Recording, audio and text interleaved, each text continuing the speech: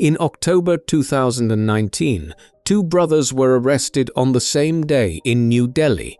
They did not arrive at the police station together. They had not spoken to each other in months. One had filed criminal complaints against the other. The other had responded by filing his own. Between them, they had spent the better part of 2 years dismantling.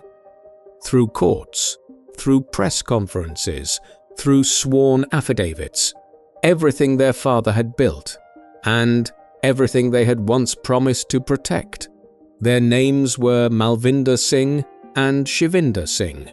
Their grandfather had built a pharmaceutical company from nothing.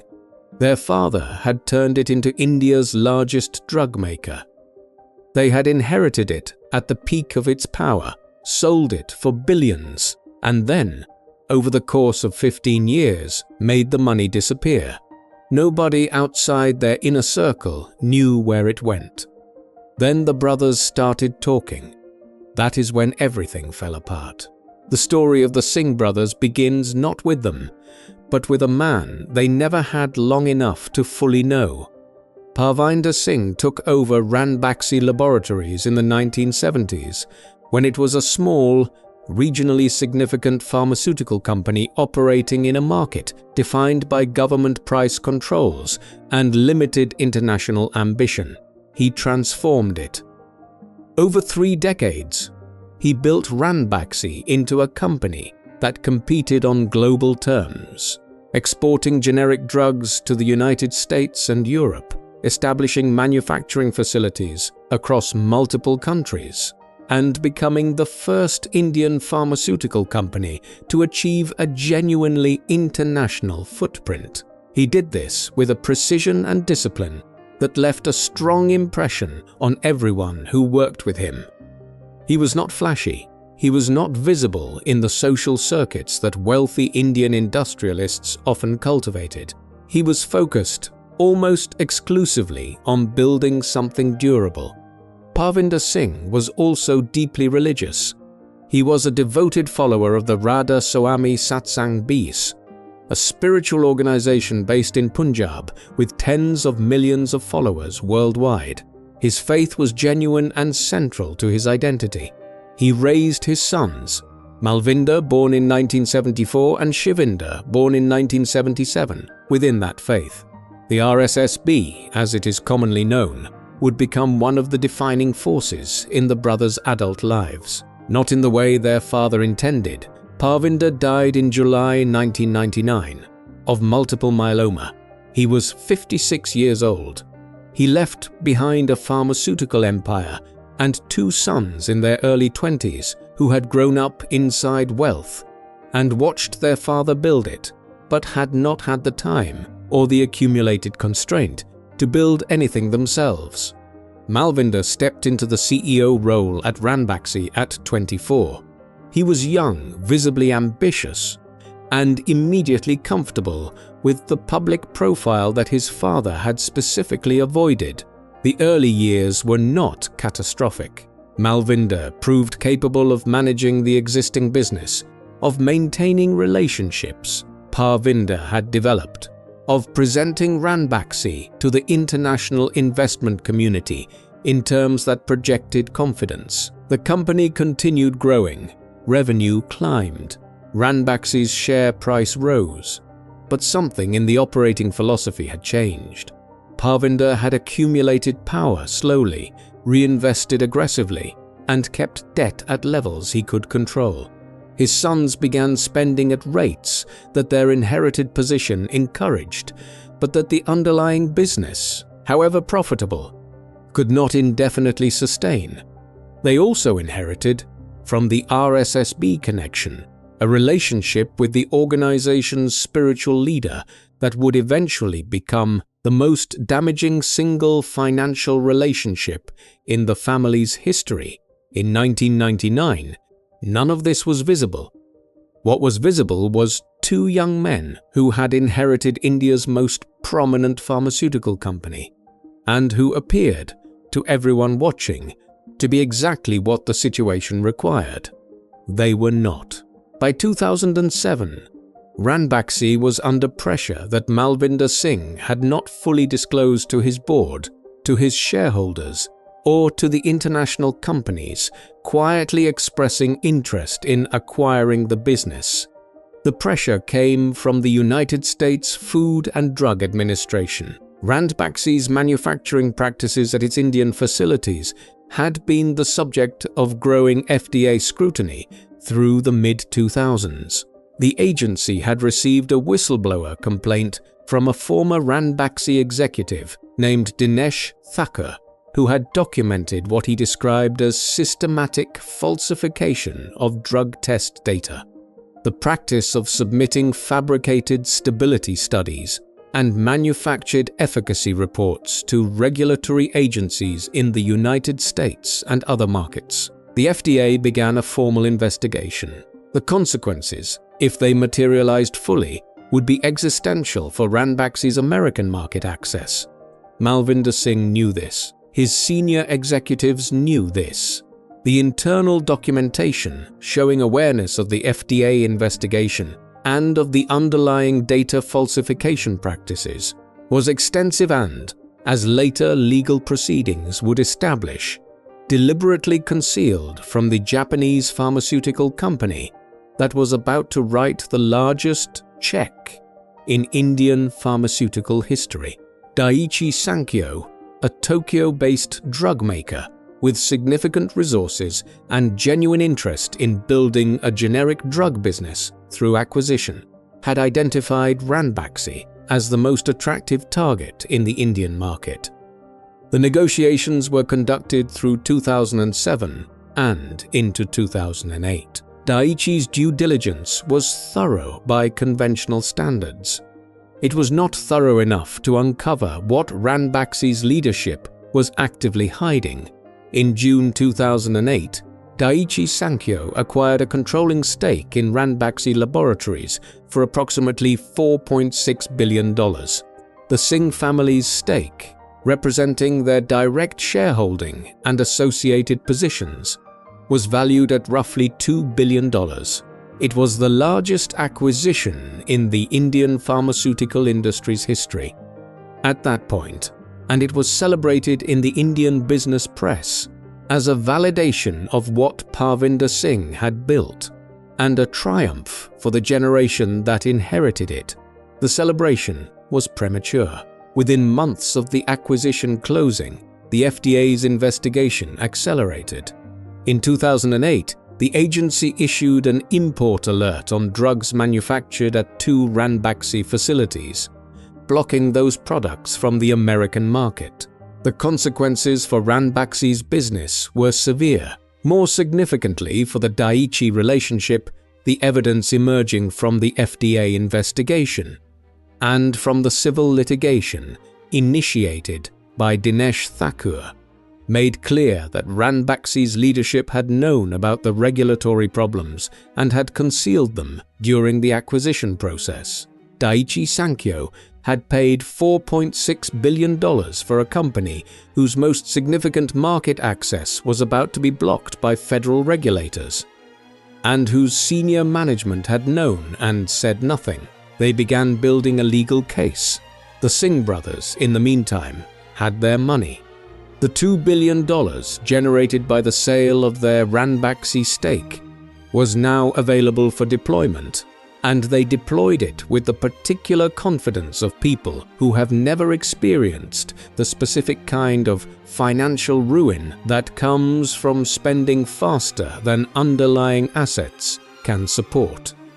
They invested in Fortis Healthcare, the hospital network they had been building alongside Ranbaxy through the 2000s. Fortis was a genuine business with real assets. Hospitals across India, a growing patient base, a credible position in a sector that was expanding rapidly as Indian middle-class healthcare spending rose. They also controlled Religare Enterprises, a financial services company with businesses spanning broking, insurance, and investment management.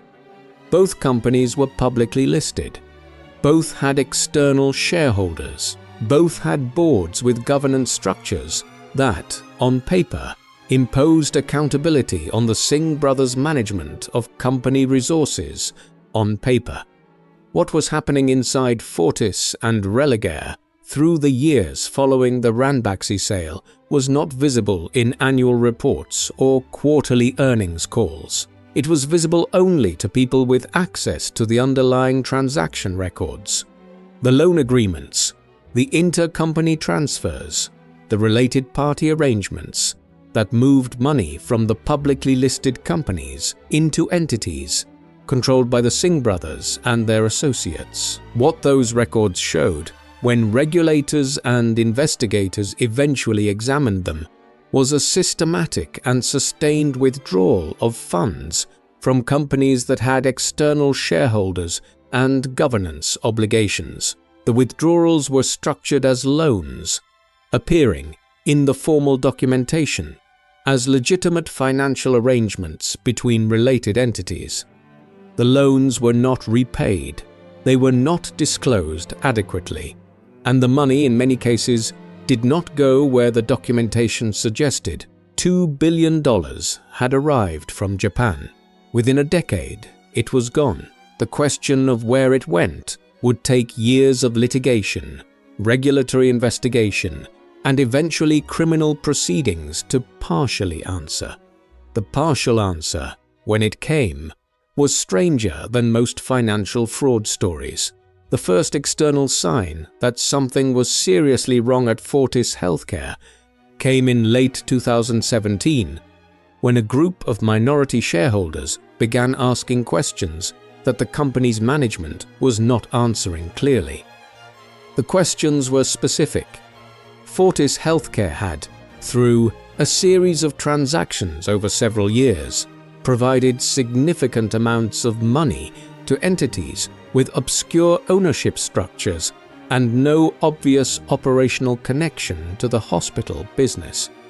These transactions appeared in the company's books as intercorporate loans, a category of related party transaction that Indian accounting standards required to be disclosed, but that the specific disclosures around these transactions had rendered sufficiently opaque to avoid immediate scrutiny.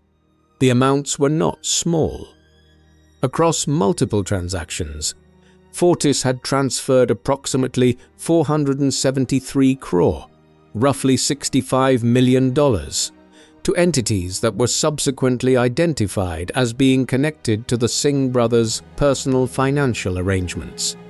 For a hospital company with genuine patients, genuine medical staff, genuine infrastructure costs, and genuine external shareholders who had invested expecting commercial returns, this level of fund diversion was significant. What made it more disturbing was what auditors found when they began examining not just the Fortis transactions, but the Religare situation simultaneously. Religare Enterprises, the financial services company the brothers controlled, had extended loans through its subsidiary, Religare Finvest Limited, totaling approximately 2,397 crores, or roughly $340 million, to entities that investigators would later describe as being part of a web of companies controlled by or connected to the Singh brothers' personal financial structure. The borrowing entities had limited assets, limited operational history, and no apparent capacity to repay the loans at the scale they had been granted. The loans had been granted anyway. The mechanism was straightforward in its basic design, if complex in its specific execution. Religare Finvest was a non-banking financial company, an NBFC in Indian regulatory terminology, that was authorized to make loans. The Singh brothers, through their control of the parent company, were in a position to influence the loan approval process for borrowers who were directly or indirectly connected to the brothers themselves.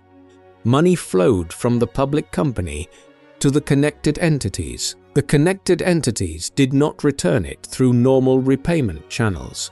The scale of the fund diversion from Religare alone represented one of the larger single instances of alleged financial fraud within an Indian-listed company in the decade following the 2008 financial crisis. Investigators from the Serious Fraud Investigation Office, India's primary corporate fraud investigative body, began examining Religare through 2018. The Enforcement Directorate, which handles money laundering investigations in India, opened parallel proceedings. The Reserve Bank of India, which regulates NBFCs, initiated its own scrutiny of Religare Finvest's loan book. Each investigation found variations on the same pattern: money leaving public companies through transactions that were structured to appear routine, and that concealed the ultimate beneficiary or the ultimate purpose. What the investigations were slower to establish, and what would become the most damaging element of the story once it became public, was where the money was ultimately going. Some of it went to sustain the brothers' personal financial positions. Through the years following the Ranbaxy sale, both Malvinder and Shivinder had taken on significant personal debt by pledging their shareholdings in Fortis and Religare as collateral for loans. This is a common practice among promoter shareholders in Indian-listed companies, borrowing against shares to generate cash for personal investment or expenditure without actually selling the underlying stake. The practice is not inherently problematic when the share prices are stable and the underlying business is sound. It becomes catastrophic when share prices fall, triggering margin calls that require either additional collateral or loan repayment, and the borrower does not have liquid assets to meet them. The Singh brothers were caught in precisely this structure. Their shares were pledged, the underlying companies were experiencing stress, and the liquid capital they had generated from the Ranbaxy sale, the $2 billion that had arrived in 2008, was no longer available because it had been spent, invested, and in significant measure diverted through the mechanisms. Investigators were now documenting there was one more destination for the money. It was the most sensitive, the most unexpected, and the most difficult for the brothers to explain in any forum, legal, regulatory, or public. It had gone to entities connected to their spiritual guru. Gurinder Singh Dhillon became the spiritual head of the Radha Swami Satsang Bees in 1990. He was, by the standards of Indian spiritual organizations, unusually prominent. The RSSB claimed tens of millions of followers across the world, operated ashrams and meditation centers on multiple continents, and maintained a significant physical infrastructure centered on its headquarters at Dera Bees in Punjab. The organization was also unusually opaque in its financial arrangements. RSSB operates as a charitable body and does not publish financial statements in the manner of commercial enterprises. Its land holdings, substantial, developed over decades through donations of labor and money from followers, are significant but not independently valued in any public document. Its relationship to the commercial activities of its senior members is not formally codified. What is documented? Through the investigation of the Enforcement Directorate and the Serious Fraud Investigation Office, and through affidavits filed in various court proceedings by both Singh brothers and by Gurinder Singh Dhillon himself, is the following. Between approximately 2013 and 2018, the Singh brothers extended loans totaling approximately Rs 900 crore, roughly $265 million, to entities that were connected to Gurinder Singh Dhillon's family and to business interests associated with the RSSB leadership. These loans came from companies within the Singh brothers' corporate structure, including entities linked to Religare. The loans were not made on terms that independent commercial borrowers and lenders would have agreed to. The documentation around them was limited. The repayment was not occurring on any schedule that the lender's own boards had apparently reviewed and approved. The question of why the Singh brothers, men under significant financial pressure, managing public companies with external shareholders and governance obligations, would extend hundreds of millions of dollars in loans to entities connected to their spiritual leader, is one that neither brother has fully answered in any public forum. The partial answers that have emerged through court proceedings are instructive but incomplete. Malvinder Singh, in affidavits and court filings, suggested that the loans were made under pressure, that the spiritual relationship with Gurinder Singh Dhillon created a context of obligation and deference that made refusal difficult. He characterized the transactions as having been made, at least in part, at the direction or strong encouragement of the Guru himself, and suggested that the power dynamic inherent in the Guru-disciple relationship within RSSB had been exploited. Gurinder Singh Dhillon denied this characterization completely. He acknowledged that entities associated with his family had received loans, but characterized the financial arrangements as legitimate commercial transactions entered into voluntarily and at arm's length. He denied exercising any improper influence over the Singh brothers' financial decisions. Shivinder Singh's account shifted over time and across different proceedings, but in certain filings, he supported elements of Malvinder's characterizations regarding the Guru's influence. What no party disputed was the basic financial reality.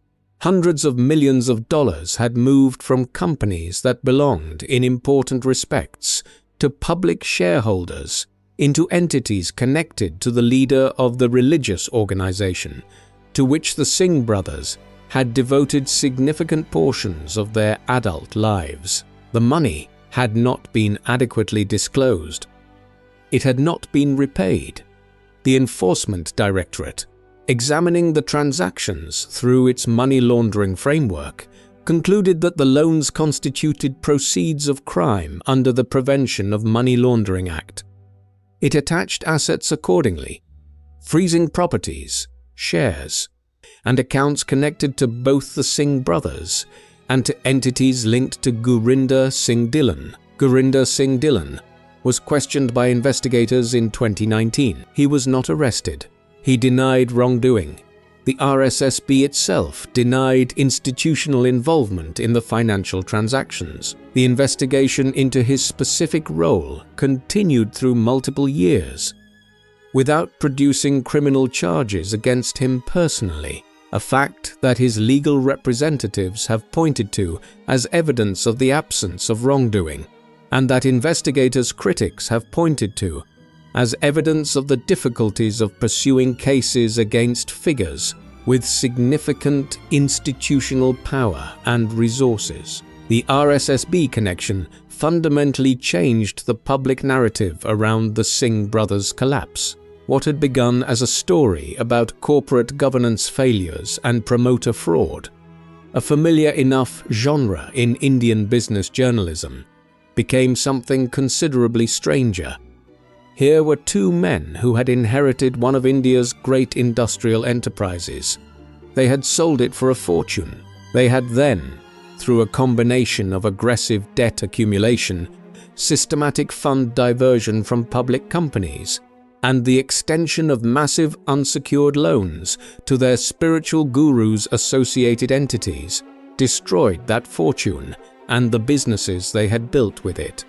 And they had done this while maintaining, to the outside world, the appearance of successful businessmen managing a diversified conglomerate. The appearance had been maintained through the cooperation of auditors who had signed off on financial statements that did not adequately disclose the related party exposures, through board members who had not asked the questions that adequate governance would have required, and through the natural tendency of financial markets to assume that promoters of successful family businesses are managing those businesses in the interest of all shareholders rather than in the interest of themselves and their guru. The assumption was wrong. What the RSSB dimension also introduced into the story was a category of explanation that courts, regulators, and observers struggled to evaluate: the influence of spiritual authority over financial decision-making. Indian courts have grappled with this in other contexts, cases involving ashrams, godmen, and the particular vulnerability that intense religious devotion can create in followers who are otherwise sophisticated in professional and commercial contexts. The Singh brothers were not unsophisticated men in ordinary business contexts. They had managed a global pharmaceutical company, negotiated a multi-billion-dollar acquisition, and built a hospital network from the ground up. Their apparent inability to refuse financial requests from their guru, if Malvinder's account is accepted, suggests something about the specific power of religious authority over followers for whom that authority is total. It suggests that the guru explanation was partially constructed after the fact as a more sympathetic account of decisions that were, in reality, straightforwardly self-serving and dishonest. The truth is probably more complex than either clean narrative provides. And the legal proceedings, which stretched across years and multiple jurisdictions, never produced a single authoritative account that resolved the ambiguity. What they produced instead was something else entirely. Two brothers in the same courtrooms on opposite sides. The formal rupture between Malvinder Singh and Shivinder Singh became public in September 2018, when Shivinder filed a petition before the National Company Law Tribunal, India's specialized corporate dispute court, alleging that his brother had oppressed him as a co-shareholder and mismanaged the companies they jointly controlled. To understand what this meant in practice, it helps to understand what it meant symbolically. The Singh brothers had been, throughout their public careers, a unified front. They had run companies together, appeared at corporate events together, and maintained the surface presentation of a family partnership operating in good faith. The NCLT petition shattered that presentation completely and permanently.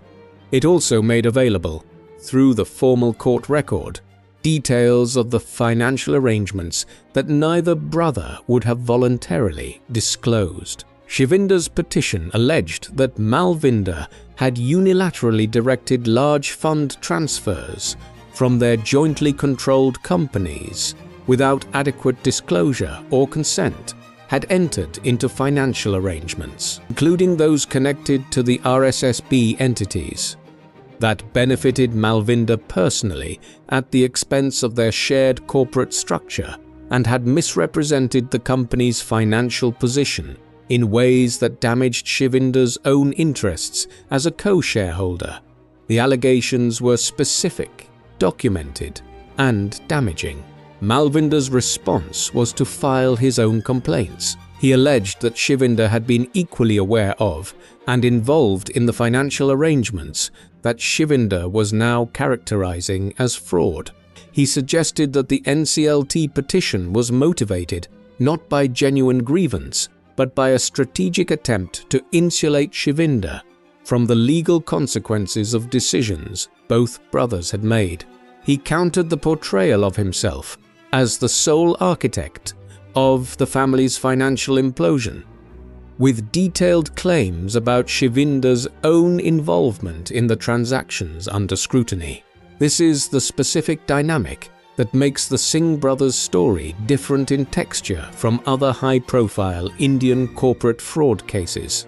In most such cases, the alleged wrongdoing is contested between insiders and outsiders, between promoters and regulators, between companies and their auditors, between management and minority shareholders. The Singh brothers provided something different, an insider account of insider wrongdoing delivered by the insiders themselves against each other.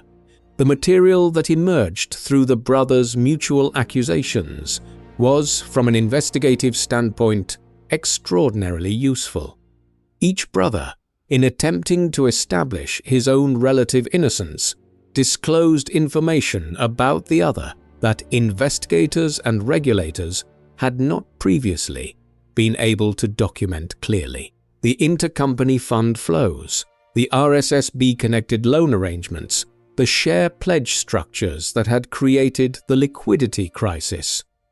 All of this became part of the public record through the brothers' own filings. It was, in effect, a mutual confession delivered as accusation.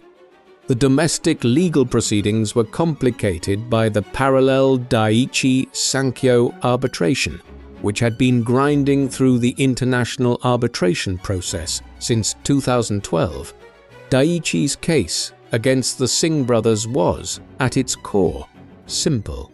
The Japanese company alleged that it had been fraudulently induced to pay $6 billion for a company whose most significant regulatory problem, the FDA investigation into data falsification, had been known to Ranbaxy's management and deliberately concealed from the buyer. Daiichi wanted its money back, or at least a significant portion of it. The arbitration tribunal, applying Singapore law, found in Daiichi's favor. In April 2016, it ordered the Singh brothers to pay approximately $385 million, roughly 2 hours, 562 crore at prevailing exchange rates, as damages for fraudulent misrepresentation in connection with the Ranbaxy sale. This was by any measure an enormous sum. It was also a sum the Singh brothers had no credible means of paying, because the $2 billion generated by the Ranbaxy sale had been consumed by the decade of borrowing, diverting, and lending that investigators were now documenting in forensic detail. The attempt to enforce the Daiichi arbitration award across multiple jurisdictions, including India, where the brothers' residual assets were located, became another legal front in what was now a multi-dimensional battle involving the NCLT proceeding, the Enforcement Directorate investigation, the SFIO inquiry, and the Daiichi enforcement action simultaneously. Each proceeding produced new documentation. Each new document gave investigators more to work with. The loop was self-reinforcing in a way that made the brothers' already difficult position progressively more untenable. Through 2018 and into 2019, the human dimensions of the conflict became visible alongside the legal ones.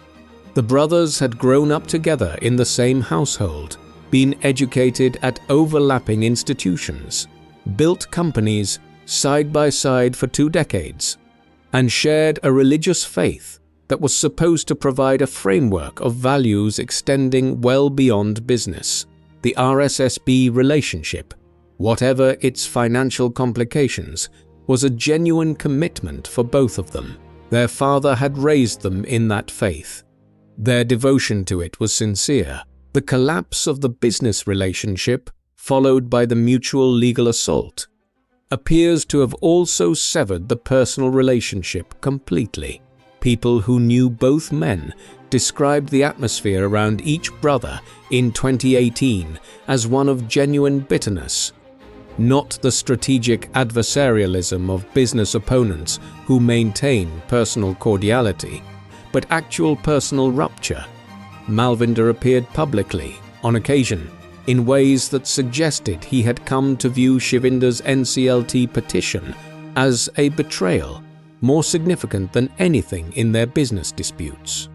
He gave interviews that combined legal defense with personal grievance in ways unusual for a man navigating federal investigations. He spoke about his brother with the specific contempt reserved for someone who has not merely opposed you, but has, in your view, violated a fundamental covenant. Shivinder was less publicly visible through this period. He had a different RSSB trajectory than his brother. he had become a monk, formally dedicating himself to the organization in a ceremony that was covered briefly in Indian media. The decision to enter monastic life while simultaneously engaged in corporate litigation against your brother, under investigation by multiple federal agencies and subject to a $385 million international arbitration award, is a juxtaposition that resists easy characterization. Former colleagues and associates of both brothers, interviewed by Indian financial journalists during this period, described the relationship's collapse with varying degrees of sympathy. Some saw Shivinder's NCLT filing as a desperate attempt to separate himself from consequences that were shared. Some saw Malvinder's counter-accusations as deflection. Some thought both men were simultaneously victims of their own decisions and victims of a spiritual manipulation they had never developed the critical framework to recognize. What is documented clearly is the financial reality underneath the legal arguments. The Singh family had, at the time of the Ranbaxy sale in 2008, been among the wealthiest families in India. A decade later, the companies they controlled were in crisis. Their personal shareholdings were substantially pledged or frozen by investigators. The Daiichi judgment hung over them, and the RSSB loans remained unrepaid. The $2 billion was gone. Not entirely. Assets remained. Businesses retained some value. Litigation outcomes were uncertain. But the wealth that had been inherited, built upon, sold, and reinvested had been consumed at a rate that even the most expensive legal defense team in India could not explain away. In October 2019, the Central Bureau of Investigation, India's premier federal investigative agency, decided the time for investigation had passed. It was time for arrests. The CBI arrested both Malvinder Singh and Shivinder Singh on October 10, 2019. They were taken into custody on charges of cheating and criminal breach of trust in connection with the Religare Finvest loan fraud, the diversion of $397 crore from the non-banking financial company to entities connected to the brothers' personal financial structure. The arrests marked the first time that members of one of India's most prominent industrial families had been placed in criminal custody in connection with corporate fraud at this scale. The family had been visible in Indian public life for 6 decades. Their grandfather had built the pharmaceutical business from the ground up. Their father had made it global. Their names had appeared on hospital buildings, on corporate announcements, on the donor lists of institutions that reflected the particular version of Indian business success that crossed commercial and philanthropic domains. Now, their names appeared on arrest warrants.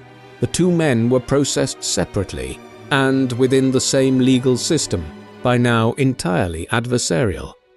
Whatever the original private dynamic between them, whatever the gradual erosion of trust had looked like from the inside, the formal adversarialism of 2018 had produced a legal posture that made cooperation impossible, even when cooperation might have served both their interests.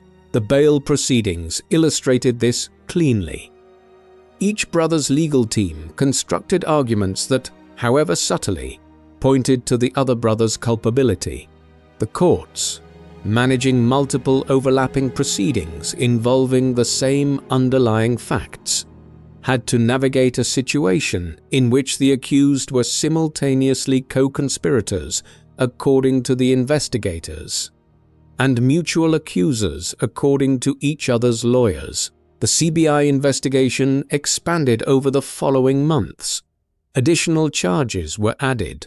The Enforcement Directorate's parallel money laundering investigation produced its own arrest orders and asset attachments. Properties belonging to both brothers were attached. Bank accounts were frozen. Shares in listed companies The residual holdings in Fortis and Religare were subject to regulatory restrictions. Fortis Healthcare itself, through this entire period, was attempting to find a path to survival that was independent of its founding family. New investors, eventually including IH Healthcare, a Malaysian hospital group, entered the company, diluting the Singh family stake and bringing in management that had no connection to the fraud that had preceded their arrival. The hospitals kept operating. Patients kept receiving treatment. The corporate drama at the ownership level existed in uncomfortable parallel to the functioning medical institution beneath it. Religare was more severely damaged. The loan book at Religare Finvest remained impaired. Recovery of the diverted funds proceeded slowly through the legal process. The company's ability to operate normally as a financial services business was constrained by the regulatory scrutiny and the reputational damage that the investigation had produced. The Daiichi enforcement action ran simultaneously with the criminal proceedings, creating a situation of extraordinary legal complexity. The Japanese company was pursuing the brothers for $385 million through civil enforcement mechanisms, while the CBI and Enforcement Directorate were pursuing criminal charges through separate proceedings.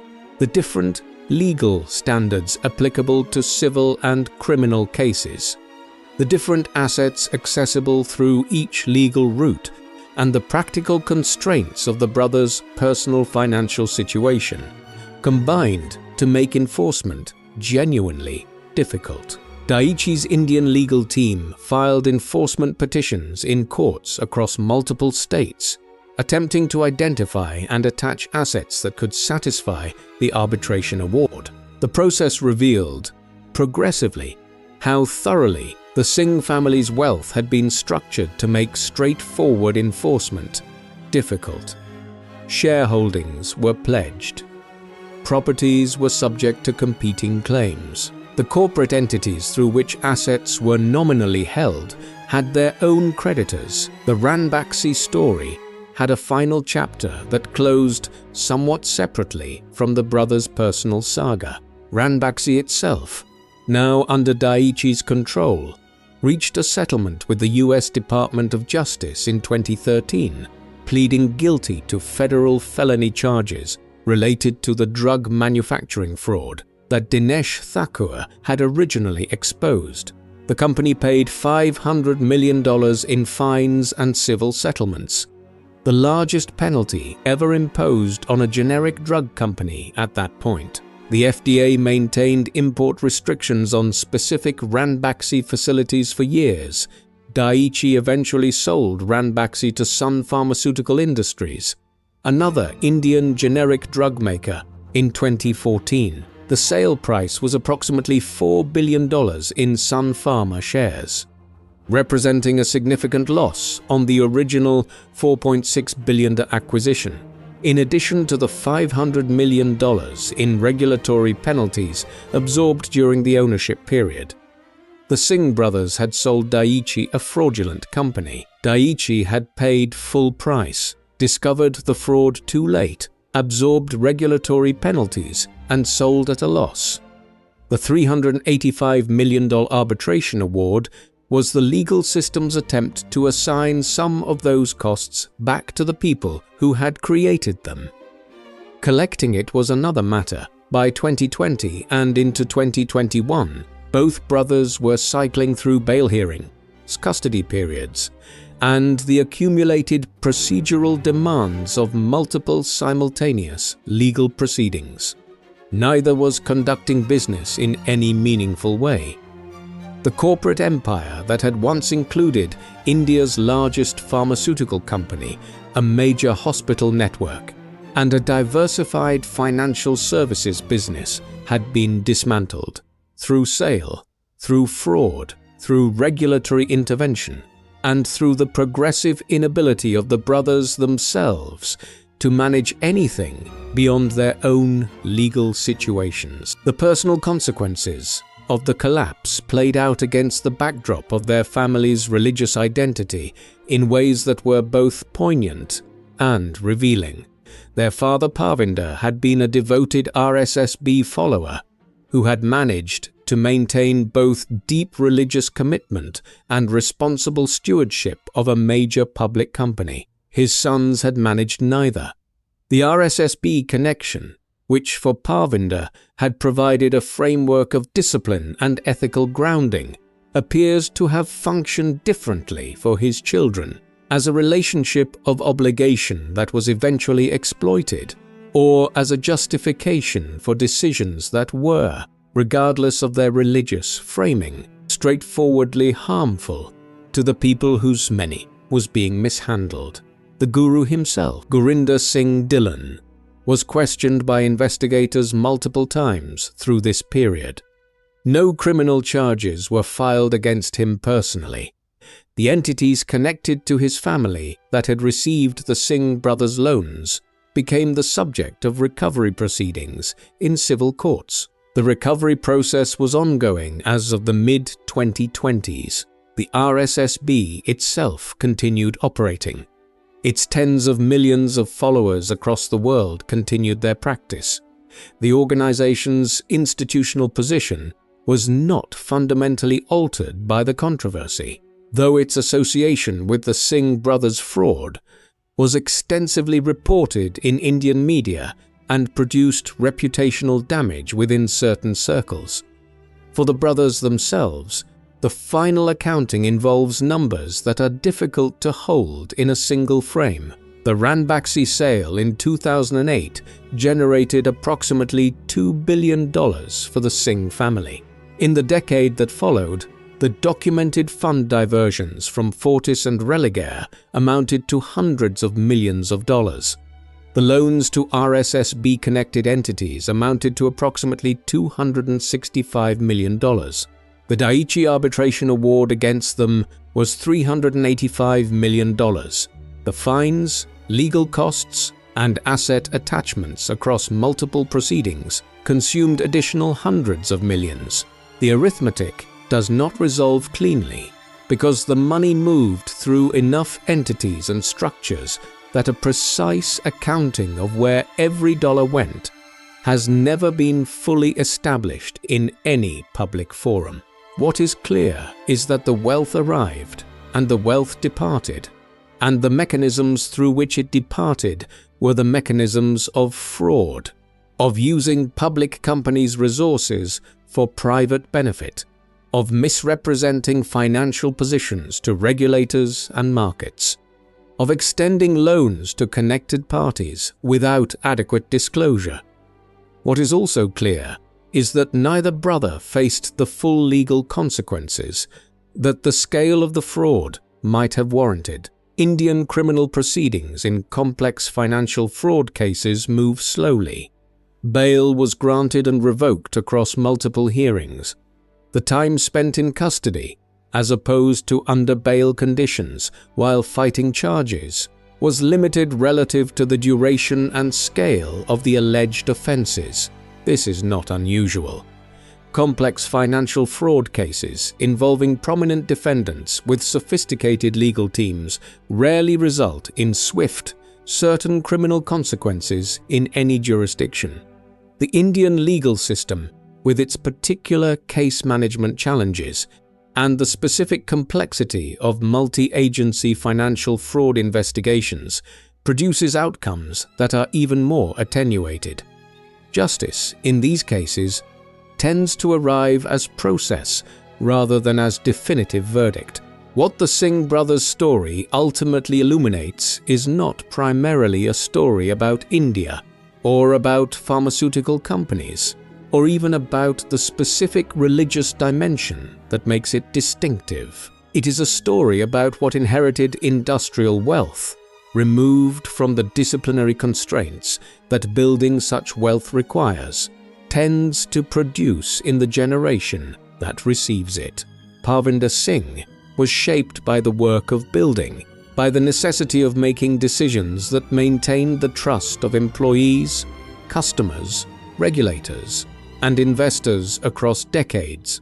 That shaping imposed a form of accountability that is invisible when it is working, but catastrophic in its absence. His sons received the output of his work without the process that produced it. They had the wealth without the discipline. They had the relationships without the obligations that had originally generated them. They also had each other, and for a long time that appeared to be an advantage. Two heirs rather than one. A shared commitment to the family's business and religious identity, a support structure built into the inheritance itself. The moment they turned against each other, that apparent advantage became the mechanism of their mutual destruction. Every document produced in one brother's legal proceedings became usable against the other. Every accusation made in one brother's court filings exposed the shared history of decisions that neither of them could individually disclaim. They had built together and they dismantled together, and when the dismantling became undeniable, they attempted to assign the demolition to each other. The attempt failed, in the sense that both were arrested and both faced criminal proceedings. It partially succeeded, in the sense that the legal targeting of each brother's specific role produced outcomes that neither a unified front nor a more decisive separation might have generated. The dynasty that Bhai Mohan Singh had initiated, that Parvinder Singh had made global, and that two sons had inherited at the peak of its value, ended in criminal courts and regulatory proceedings, not with rivals from outside, not with market forces or regulatory failure, or the ordinary bad luck that sometimes dismantles great businesses through no specific individual fault. It ended because the men who inherited it chose, consistently and over years, to take what was not theirs to take. And then, when the consequences arrived, they chose to point at each other. The $2 billion is gone. The companies survived, rebuilt by others who came after. The hospitals kept their patients. The regulators kept their files. The courts kept their proceedings. And somewhere in Punjab, at the headquarters of a spiritual organization with tens of millions of followers, the story of the Singh brothers is not the central lesson, but it should be read as one. What you build in a generation can be destroyed in the next. What takes 50 years to construct takes sometimes 15 to consume. The Singh brothers consumed it completely.